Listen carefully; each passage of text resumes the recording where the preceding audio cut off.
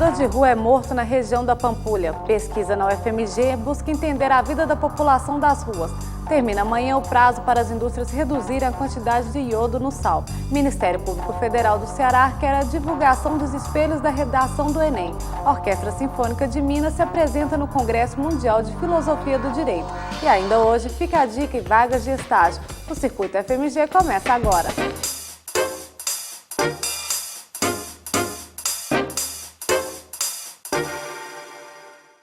Boa noite. Pelo menos 104 moradores de rua foram mortos em Belo Horizonte desde 2011. O dado é do Centro Nacional de Defesa de Direitos Humanos da População de Rua. Nessa madrugada, mais um morador de rua foi assassinado na região da Pampulha.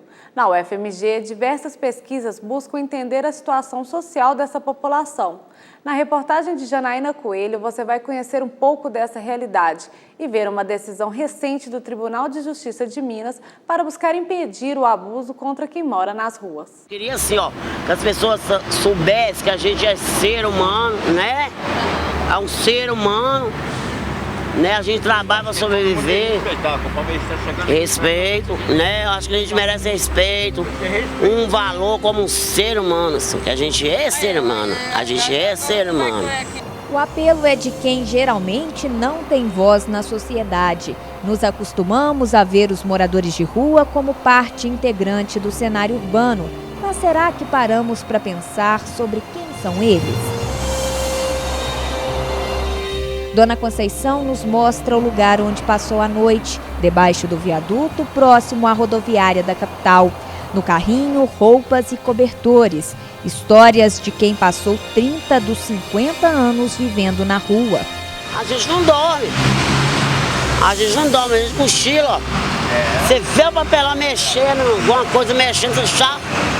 Por quê? Porque hoje eles põem fogo, te mata, você mete tiro e te mata, sem você fazer nada. E a moradora denuncia que inúmeras vezes teve os pertences recolhidos, na maioria dos casos, à força. Documentos eu perdi, foi vários. Olha meu carrinho ali, Sabe onde eu estava dormindo? Lá em cima do Paraná. Sabe o que eles fez? Falou, vocês têm que vazar daqui, porque nós vamos fechar aqui. Eu dormi ali, olha meu carrinho lá. Aí eu dormi ali. Já seu José Carlos conta que vive na rua há 3 anos e chegou a Belo Horizonte vindo de Cabo Frio, após sofrer uma desilusão amorosa. Tem gente que passa por a gente, pensa que a gente é bandido.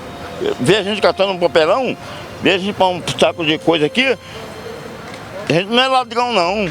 Eu trabalho honestamente. Eu carrego aqui 700 quilos aqui de papelão em cima aqui, Ontem chegaram em cima de mim e me levaram. O meu cobertor levaram tudo. E uma decisão do Tribunal de Justiça de Minas Gerais tenta reverter a situação. A partir de agora, a Prefeitura de Belo Horizonte e o Governo do Estado estão proibidos de recolher documentos pessoais ou qualquer pertence dos moradores de rua. Caso isso seja necessário, é preciso lavrar um auto de apreensão, ou seja, um documento que justifique o ato sob pena de multa. A decisão é muito importante porque as medidas que o poder público toma respaldam as ações da sociedade, né? Então, por exemplo, se o poder público se legitima, se arvora a tomar os pertences da população em situação de rua, isso legitima a mim, como cidadão comum, a expulsar um morador de rua que mora, por exemplo, na porta da minha casa. Quando ocorre uma decisão judicial como essa, que proíbe, que considera crime, né, essas atitudes de remoção forçada e de recolhimento de pertences, a gente vê com muito bons olhos porque dá um sinal para a sociedade. Diz, olha, não se pode tratar assim o ser humano. Ele habita a rua, né, expondo tudo aquilo que nós, da sociedade contemporâneas, experienciamos no seio da casa. Ele é exposto à rua, ele é exposto ao público, né? O morar, a vida sexual, ou seja, há uma exposição completa dessas pessoas. retirando esses pertences, ele não há outro. Qual é então a outra, eu perguntaria, qual seria então a alternativa desse sujeito de permanecer na rua? Não há. De acordo com a decisão do Tribunal de Justiça de Minas Gerais, o descumprimento da norma pode acarretar em multa diária de R$1.000. Outras informações e também auxílio aos moradores de rua podem ser obtidos com o Centro Nacional de Defesa de Direitos Humanos da População de Rua. O telefone para contato é o 3250-6360. Quantidade de iodo no sal. Por determinação da Anvisa, as indústrias têm até amanhã para realizar a redução. O valor permitido deve estar entre 15 e 45 miligramas de iodo por quilo de sal. As consequências para a alimentação você confere na reportagem de Leandro Lourença. A medida visa adequar a recomendação da Organização Mundial da Saúde, que alerta sobre os perigos do consumo em excesso desse nutriente, essencial aos seres humanos. O iodo ele faz parte dos hormônios tiroidianos. Os hormônios T3 e o T4 são secretados pela tiroide e esses hormônios eles atuam no metabolismo, em todo o metabolismo do organismo. Eles atuam no processo de oxidação e de produção de energia. Um excesso acentuado de iodo pode causar problemas na tiroide, mas nós sabemos que a deficiência de iodo causa mais ainda, pode complicar a gestação. Ela é indispensável para uma gravidez adequada, a termo, é indispensável para um bom desenvolvimento fetal, a quantidade de iodo na alimentação. Mas, para o especialista, não basta a redução do iodo no sal de cozinha. O mais certo seria reduzir o consumo do sal na população brasileira e, portanto, aí reduzir também um pouco do consumo de iodo, do que reduzir o iodo no sal. Por quê? Porque o excesso de sal que é consumido no Brasil, geralmente a dose habitual de sal é de 5 gramas por dia. Aqui no Brasil se chega até 9 gramas, 10 gramas, e em alguns casos até 12 gramas, principalmente as pessoas que consomem alimentos industrializados, que têm muito sal. Neste restaurante, que serve em média 220 almoços por dia, a compra de sal chega a 10 quilos por mês, quantidade que, segundo o proprietário, é um reflexo da tradição mineira. Logicamente, existe a questão cultural, né? Comida mineira, as pessoas relacionam o sabor, a quantidade de sal, a quantidade de óleo, mas aos poucos a gente está conseguindo mudar isso, né? E graças a muita orientação, muita divulgação, né? Esse hábito tem mudado bastante. Apesar de ser um hábito comum à mesa, esse pouquinho de sal pode envolver riscos. Não propriamente risco de excesso de iodo, mas já está correndo o risco de excesso de sal, que contribui para o aumento da pressão arterial. A gente sabe que mais ou menos 20% da população já tem tendência para a pressão arterial elevada, a chamada hipertensão essencial. E se a pessoa utiliza mais sal, a tendência é aumentar a pressão arterial com todas as suas consequências, que são complicações cardiovasculares, acidente vascular cerebral, infarto miocárdio, entre outras. Rodrigo é hipertenso. Genética, falta de exercício físico e alimentação não adequada eram alguns dos motivos. Mudanças na rotina foram necessárias. Além da inclusão da caminhada que ele faz em companhia da cachorra, a redução do sal também foi feita, mas com adaptações. Antes eu tinha... Minha comida sempre foi temperada, eu mesmo faço minha comida, ela sempre foi mais temperada. Hoje em dia eu substituo por alguns temperos, ervas, que dá uma diminuída bastante no sal. Os resultados, perda de peso e pressão arterial sob controle. Já controlou, já não tem mais os sintomas, apesar de serem poucos sintomas de pressão alta, mas já não tem mais esses sintomas que eu tinha antes.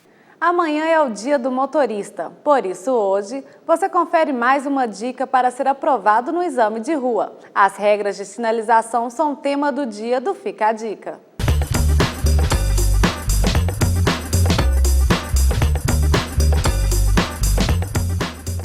Durante o exame, o candidato deverá mostrar domínio do veículo. Ele deverá desenvolver o carro usando a primeira, a segunda e a terceira marcha. Eventualmente, pode ser solicitado ao candidato colocar a quarta marcha. Não é muito frequente. Ele vai usar a velocidade até 40 km por hora. Isso é necessário. Se tiver espaço, ele deve desenvolver o veículo, obedecendo às regras de circulação. Se houver sinalização indicando velocidade menor, ele deve respeitar o que a placa diz. Quanto ao posicionamento das conversões, se ele for convergir à direita, ele deve observar o trânsito, sinalizar com antecedência, deslocar para a direita da via e sair junto à guia da calçada, respeitadas as normas de circulação. Se for convergir à esquerda, ele deverá observar o trânsito, sinalizar para a esquerda, deslocar o veículo para a esquerda sem atingir a contramão. Atingindo o ponto central do cruzamento, sair na sua mão de direção, que é junto à guia do meio-fio.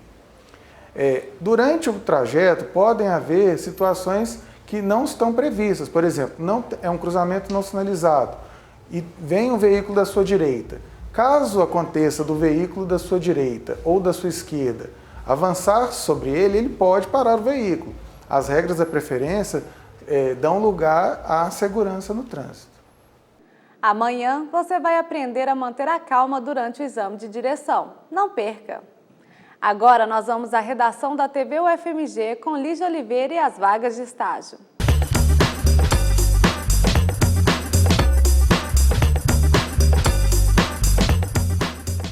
Boa noite. Vamos às vagas dessa quarta-feira. A nossa primeira oportunidade é para o estudante de Direito.